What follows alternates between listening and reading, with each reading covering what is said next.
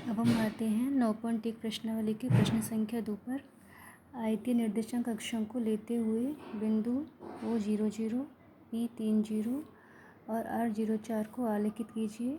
यदि OPQR एक आयत है तो बिंदु Q के निर्देशांक ज्ञात कीजिए। इसके लिए भी हमने अक्षों को इस तरह से बना लिया है और बिंदुओं को हमने अंकित करते हैं।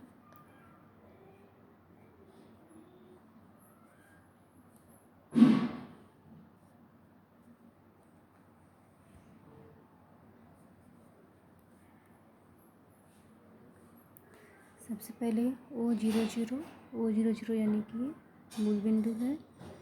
इसके बाद P30, x निर्देशांक 3 है, y0 यानी कि बिंदु x अक्ष पर होगा, तो ये अपना बिंदु हो गया P30। इसके बाद है बिंदु R04, यहाँ x0 है यानी कि बिंदु y अक्ष पर स्थित होगा, तो ये अपने पास बिंदु हो गया R04। हमें दे रखा है कि यदि OPQR एक आयत है तो हम इनसे आयत बनाते हैं।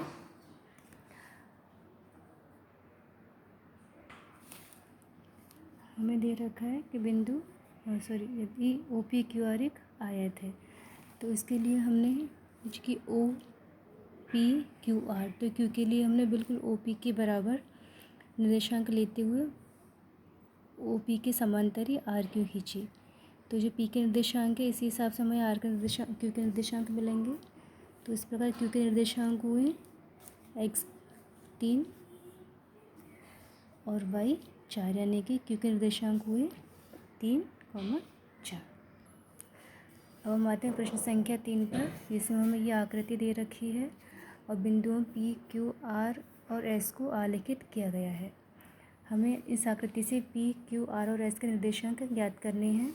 तो देखिए चित्र में P की जो रेखाएं हैं x अक्ष पर बिंदु 5 पर है और y अक्ष पर बिंदु 3 पर। तो इस तरह से P के निर्देशांक होते हैं x का मान 5 और y का मान 3। बिंदु Q के लिए x वाली रेखा -4 पे और y वाली रेखा 6 पे, तो इसके निर्देशांक बनते हैं -4, 6। R के लिए x अक्ष पर बिंदु -3 है और y अक्ष पर बिंदु -2, तो R के निर्देशांक -3, -2। और S के लिए x अक्ष पर 1 और y अक्ष पर -5, तो इसके निर्देशांक बनते हैं 1, -5। इस प्रकार बिंदु P के निर्देशांक होते हैं 5, 3, Q के निर्देशांक -4, 6, R के निर्देशांक -3, -2 और S के निर्देशांक 1, -5। अब हम आते हैं अगले प्रश्न पर। बिंदु -10, 10, 11, 02 और -11 को आलेखित कीजिए और इन्हीं क्रम से मिलाने पर कौन सी आकृति प्राप्त होती है। तो हम इन बिंदुओं को आलेखित करते हैं।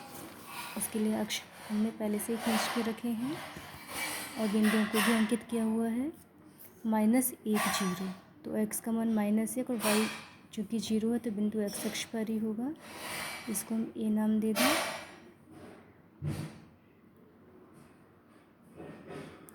दूसरा बिंदु है 10, तो x का मान 1 और चूँकि y 0 तो ये बिंदु भी x अक्ष पर ही स्थित होगा, इसको हम नाम दे दें B।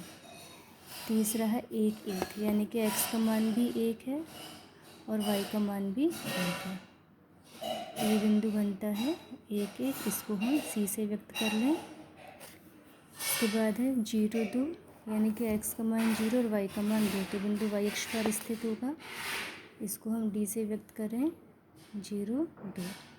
इसके बाद है -1, 1, x का मान -1 और y का मान 1, तो ये बिंदु इस तरह से होगा, इसको हम E नाम दें, तो -1 और 1। हमने इन बिंदुओं को क्रम से मिलाया A, B, C, D और E। जब हमने क्रम से मिलाएंगे तो हमें एक 5 भुजाओं वाली बंद आकृति मिलेगी, यानी कि पंचभुज। तो इन बिंदुओं को क्रम से मिलाने पर हमें पंचभुज प्राप्त होता है। अब हम आते हैं प्रश्न संख्या 5 पर। चतुर्भुज बनाइए यदि इसका शीर्ष निम्नलिखित है। हमें शीर्ष दे रखे हैं, तो पहले के लिए हमने चतुर्थांश इस तरह से खींच लिए हैं, अंक हमने निर्देशांक अंकित कर लिए हैं। पहला है 1 1, तो x का मान भी 1 है और y का मान भी 1 है। ये बिंदु हुआ 1 1। फिर है 2 4, यानी कि x का मान 2 और y का मान 4। तो हम इस तरह से सीध देखेंगे। ये बिंदु हमें मिला, x का मान 2, y का मान 4। फिर है x का मान 8, y का मान 4। तो हम यहाँ पर 8 की सीध देखेंगे और इधर से हमें 4 की सीध देखनी है। ये बिंदु 8 4 और चौथा है 10 1, यानी कि x का मान 10 और इधर y का मान 1। तो 1 की सीध देखेंगे।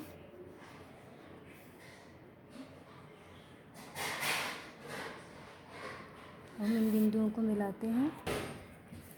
जब हम इन सब बिंदुओं को मिलाते हैं तो यहाँ पर हमें एक समलंब चतुर्भुज प्राप्त होता है। ये दोनों रेखाएं समांतर हैं, लेकिन इनके एक्स वाई निर्देशांक समान 1 है और यहाँ वाई निर्देशांक समान 4 है। तो इस प्रकार हमें समलंब चतुर्भुज प्राप्त होता है। अब हम दूसरा प्रश्न देखेंगे। इसके लिए भी हमने निर्देशांक अक्ष इस तरह से खींच लिए हैं और बिंदुओं को इस प्रकार से अंकित कर दिया है। अब हम बिंदुओं को अंकित करते हैं। सबसे पहले है -2 -2, तो यहाँ x का मान -2 और y का मान भी -2 -2 इस प्रकार मिला। फिर x का मान -4, y का मान 2, x का मान -4 और y का मान 2। तो हमें 2 की सीध देखेंगे और इधर -4 की, -4 2, तीसरा -6 -2, दोनों ही ऋणात्मक हैं तो -6 और इधर से -2।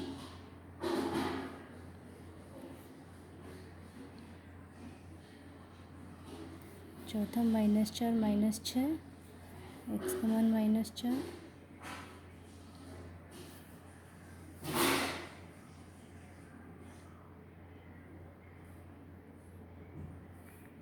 और y का मान -6।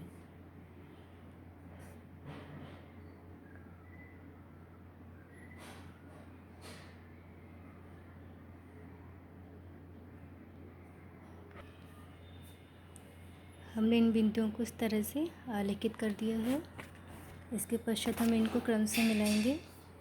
क्रम से मिलाने पर हमें एक समचतुर्भुज प्राप्त होता है। तो इस तरह से प्राप्त आकृति हम लिखेंगे।